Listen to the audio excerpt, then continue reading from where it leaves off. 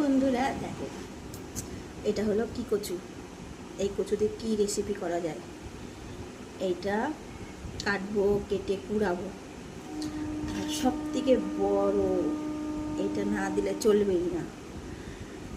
কচু কুড়াবো, নারকেল কুড়াবো, কাঁচা লঙ্কা রসুন দিয়ে পেস্ট করবো। বুঝেছো? এটা কারা কারা খেয়েছো? যারা যারা খেয়েছো খাসির মাংস ভুলে যাবে। হেব্বি সুন্দর খেতে লাগে।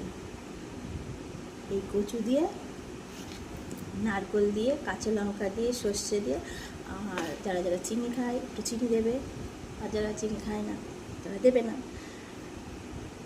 আর কাঁচা লঙ্কা, সর্ষে, একটু চিনি আর সর্ষের তেল, আর কিছু না।